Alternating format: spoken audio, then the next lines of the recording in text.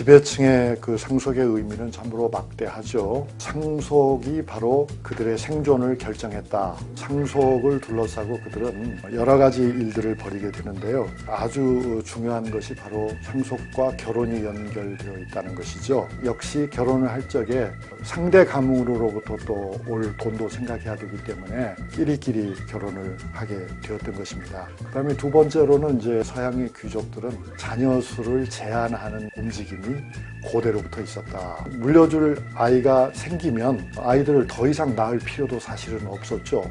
한국 사회의 패턴은 그거하고는 좀 달랐던 것 같아요. 영아 사망률이 높으니까 일단 여럿을 낳을 수 있는 데까지 낳아보고 되도록이면 일찍 결혼해가지고 대가 끊어지지 않도록 하는, 또 결국 귀족들 입장에서는 전통 시기에는 주요한 재산이 결국 부동산 아니겠어요? 즉 토지죠. 그래서 이제 서양에서는 귀족들이 안정적인 생산을 확보하기 위해서 소작 제도를 정착하는 데다가 초점을 맞췄습니다. 우리 경우에는 노비 제도를 강화하는 데다가 많은 힘을 쏟았습니다. 물론 조선도 후기가 되면 그 노비가 하던 일을 소작인들이 대행하게 됩니다만, 상당 기간 동안에 한국에서는 노비 제도가 귀족들의 재산을 지키는 데 중요한 역할을 했던 거죠.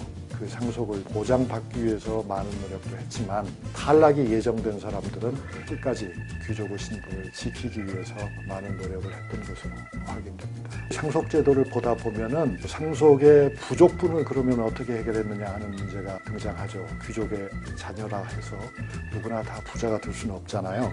그래서 이제 유럽의 경우에는 재산을 물려받지 못하는 귀족의 아들들을 염두에 두고서 식민지 개척 활동을 열심히 하는 겁니다. 16세기 이후에 남아메리카와 북아메리카로 몰려가지 않습니까? 그때 이제 주로 앞장섰던 사람들은 유럽 귀족의 서자들이다.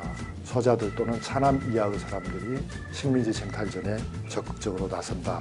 그런가 하면은 이제 한국에서는 고려시대나 조선 전기까지에는 상속시켜줄 수 없을 때 하나의 대안으로 절간으로 보내는 경우가 많았던 것 같습니다. 너희가 품위 있는 생활을 해야 될 텐데 부모인 내가 많은 것을 줄 수 없으니까 승려가 되거라. 또 중국과 한국의 경우에는 공부를 시키는 것도 하나의 방법이었던 거죠. 과거제도라고 하는 틀을 이용해서 부모가 물려주지 못하는 재산을 목봉을 통해서 해결하도록 합니다. 그래서 실제로 과거에 급제한 사람들을 보게 되면은 부잣집 중에서도 큰아들, 큰손자 이렇게 내려가는 경우가 별로 없고 좋은 집안의 둘째나 셋째 아들들이 더 열심히 공부해가지고 과거에 급제한 경우가 상당히 많습니다. 그런가 하면은 이제 십자군 운동이라고 하는 것이 한 200년 동안에 걸쳐서 활발하게 진행이 됐죠. 그것도 사실 그 내막을 자세히 들여다보면은 귀족들 중에서 상속을 제대로 받지 못해서 몰락의 위기에 놓인 많은 사람들이 새로운 영지를 개척하는 하나의 방편으로 공을 세워가지고 더 높은 귀족이 될 수 있는 그런 방편으로 이용한 그런 흔적이 있습니다. 동서양을 막론하고 상속제를 폐지해야 되느냐 말아야 하느냐는 논쟁은 고대에도 있었다는 얘기죠. 유토피아를 꿈꾸었던 사람들은 공유제 또는 공산제를 주장한 것으로 보입니다. 그런데 유토피아라는 말 자체가 보여주듯이 이 세상 아무 곳에도 존재하지 않는 섬이라는 뜻이잖아요. 현실적으로는 그렇게 된 일이 없었습니다.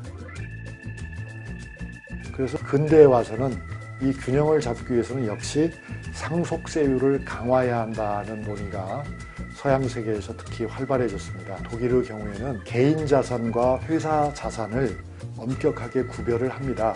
그래서 개인적인 재산에 대해서는 높은 상속세를 부과시키지만은 공공성이 있는 재산, 회사는 공공성이 있는 재산이라고 보는 거죠. 왜냐하면 고용을 보장한다면 그것이 공공적인 재산이죠. 그런 점을 인정해서 회사의 재산은 개인의 재산과 별도로 상속세를 전면적으로 감면한다든가 또는 아주 소액만 낼 수 있도록 완화하는 그런 새로운 법을 이미 갖추고 있습니다.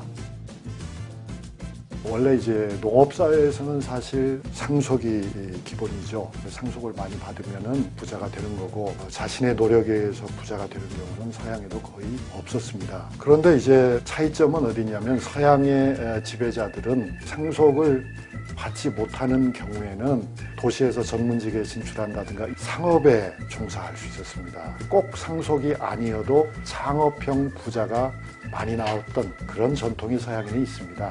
부 자체는 늘 언제나 대물림되는 것이 기본이긴 하지만 그러나 새로운 부자들이 등장할 수 있는 가능성이 열려 있었던 겁니다. 그런데 이제 우리나라에는 상속 외에 다른 방식으로 부자가 될 수 있는 길이 사실상 막혀 있었기 때문에 그것이 오늘날의 산업사회에 와서도 결국 상속을 중심으로 한 재벌이 한국 사회를 지배하는, 그러니까 재벌 독식의 풍조가 한국을 지배한다.